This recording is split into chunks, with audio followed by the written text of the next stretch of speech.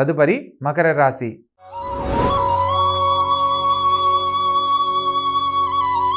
ఈ యొక్క మకర రాశి జాతకులకు అష్టమాధిపతి అయిన రవి లగ్నంలో సంచరిస్తున్నాడు. ఇక్కడ రవిపుత్రం యమాగ్రజం అంటారు. అంటే శని భగవంతుని స్థానంలో రవిగ్రహ సంచారం కూడా జరుగుతుంది. కాబట్టి ఇక్కడ రవికి ఎంత ఆధిక్యత ఉన్నప్పటికీ శని భగవంతుని యొక్క స్థానంలో ఉండడం వల్ల రవి సంపూర్ణమైన ఫలితాలు ఇవ్వలేడు అన్న సత్యాన్ని తెలుసుకొని నడుచుకోవాలి.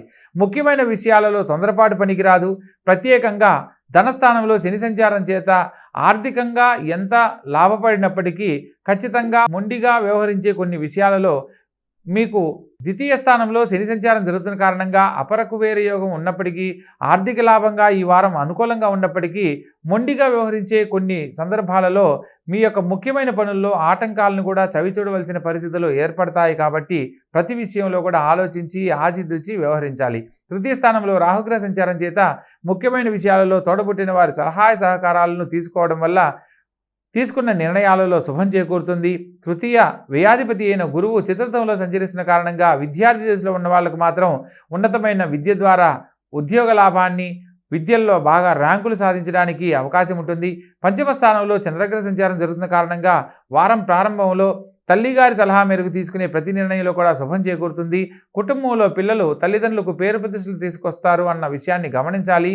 సప్తమ స్థానంలోకి మారుతున్న చంద్రుని కారణంగా వారం చివరిలో కుటుంబంలో కళ్యాణ భాగ్యం కోసం ఎదురు చూస్తున్న పిల్లలు కనుక ఉన్నట్లయితే కళ్యాణానికి సంబంధించిన శుభవార్తలు వింటారు. అనుకూలమైన వాళ్ళు జీవిత భాగస్వామిగా రావడానికి ఇది అనుకూలమైన కాలంగా, సరైన కాలంగా తెలియజేయడం జరుగుతుంది. భాగ్యస్థానంలో కేతుగ్రహ సంచారం చేత మాటలతోటి వ్యాపారం చేసే వాళ్లకు ప్రస్తుత కాలంలో కొంత ఇబ్బందులు ఎదురైనప్పటికీ భూ సంబంధమైన వర్తకులకు, వ్యాపారస్తులకు భూమి వల్ల కొంత లాభం చేకూరుతుంది. వ్యయ స్థానంలో సంచరిస్తున్న బుధుడు, శుక్రుడు మరియు కుజగ్రహ సంచార రీత్యా ఇష్టపడి ప్రేమ వ్యవహారాల ద్వారా పెళ్లిళ్ళు చేసుకోవాలనుకున్న వారికి కొంత ఈ కాలము గడ్డు కాలమనే చెప్పాలి. కొంత వ్యతిరేకతలు ఏర్పడడానికి అవకాశం ఉంటుంది. ప్రత్యేకించి దూర ప్రాంత ప్రయాణాలు మానుకోవాలి. వాహనాలు నడిపేటప్పుడు తగు జాగ్రత్తలు తీసుకోవాలనేది సూచనగా తెలియజేయడం జరుగుతుంది. నూతన వ్యాపార ప్రయత్నాలలో మాత్రం ఎటువంటి ధనానికి సంబంధించిన ఇన్వెస్ట్మెంట్లు అనేది ఈ సమయంలో చేయకూడదు అనేది ఈ వారం తెలుసుకోవాల్సిన ముఖ్యమైన విషయం. కాబట్టి మొత్తం మీద ఈ రాశి వారికి వ్యయ స్థానంలో కుజుడు, శుక్రుడు మరియు బుధగ్రహ సంచారం జరుగుతుంది. కాబట్టి ప్రత్యేకంగా శ్రీరామచంద్ర ప్రభువుల వారి ఆలయ సందర్శనము విశేషమైన శుభఫలితాలను కలిగిస్తుంది. ఆర్థికపరమైన సమస్యల నుంచి బయటపడడానికి సుబ్రహ్మణ్యేశ్వర స్వామిని ఆరాధించాలి. ధనము అనవసరంగా ఖర్చు కాకుండా ఉండడానికి లక్ష్మీదేవిని లక్ష్మీ కుబేర మంత్రంతో ఆరాధించాలి.